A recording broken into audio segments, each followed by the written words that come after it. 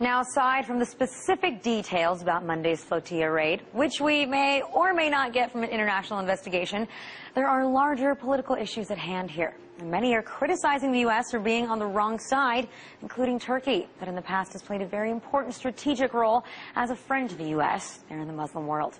Well, earlier I caught up with Cenk Uygur of the Young Turks to get his take on the entire situation. And I first asked him what he thinks of the U.S. response. Are they being wishy-washy or clearly taking Israel's side? Well, first, of course, they're being wishy-washy, but it's hard to say they're not supporting Israel all the way. How much more could they support them? Should they get out there and go, yay, 9 people were killed? That rocks. I mean, they've done just about everything else they can to support Israel. There's a great article in Foreign Policy magazine explaining step by step how Obama called Netanyahu 3 different times to basically ask him, what can I do for you? And then the Israeli spokesperson bragged, Mark Regev did, saying America successfully watered down the United Nations resolution. So we're not looking at this from a neutral perspective.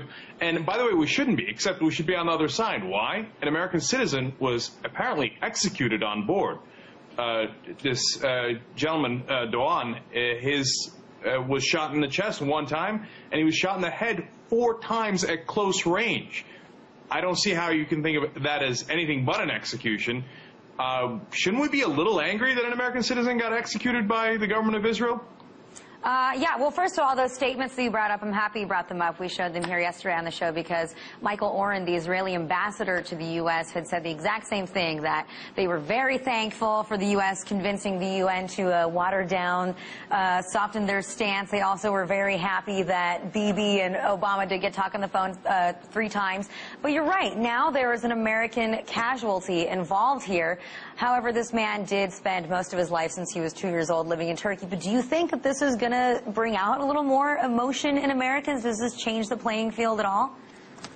I don't know if that anything can change the American politicians. They could have executed 12 American citizens there. They could have all lived in Nebraska their whole lives. I'm not sure it would have made any difference. I mean, as far as the American people are concerned, yes, that it definitely affects them.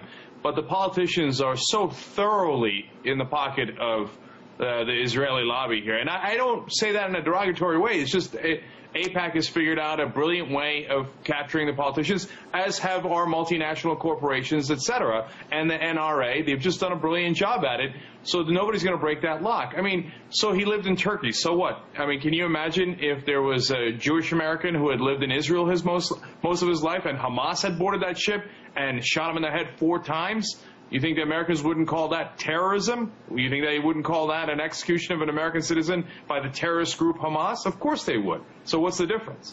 I'm sure they would. And actually, I really want to get your perspective here as someone who is Turkish, because Turkey really has been a friend to the U.S. in the Muslim world, someone that was a very important partner strategically. And so now both the U.S. and Israel basically are well, you know, poo-pooing them, turning their backs. Do you think that that's going to end up hurting them? How important was that relationship?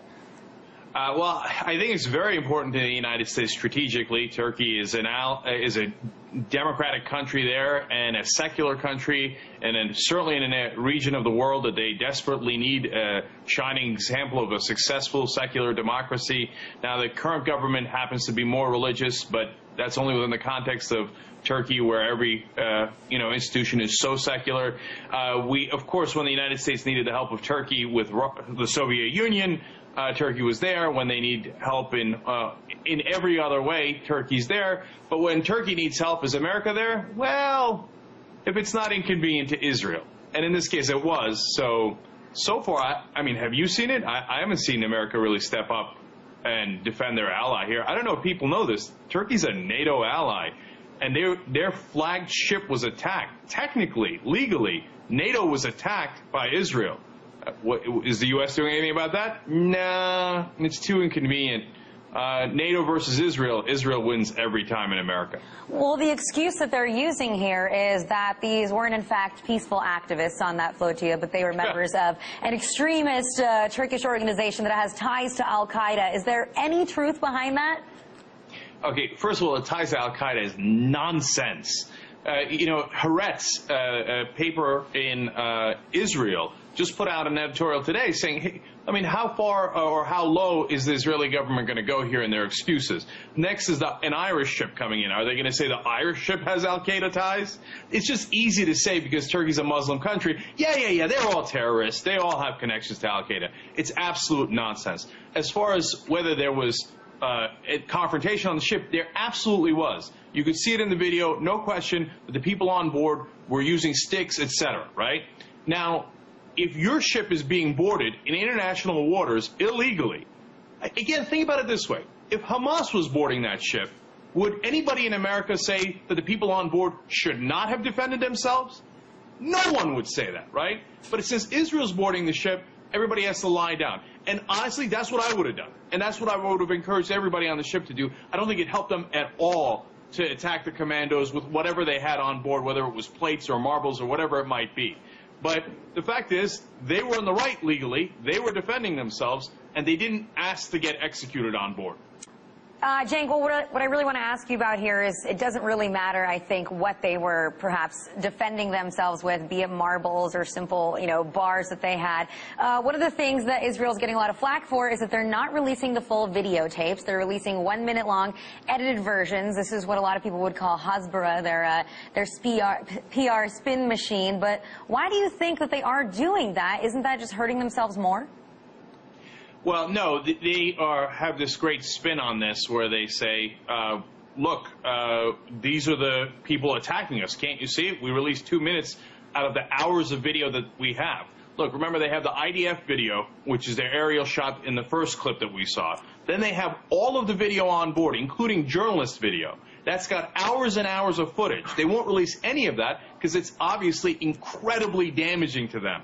It might show how some of the people on board were shot. 30 people were shot, 9 of them killed, right? They don't want to release any of that. This is propaganda and spin by releasing these tiny, tiny portions that show something that's beneficial to them for tiny flashes. So now why do the news organizations throughout the world tolerate this? They should say every time they run one of those videos, if they run them at all, to say that this is completely out of context and that the Israeli government will not release the full tapes, which could show something far more damaging to Israel.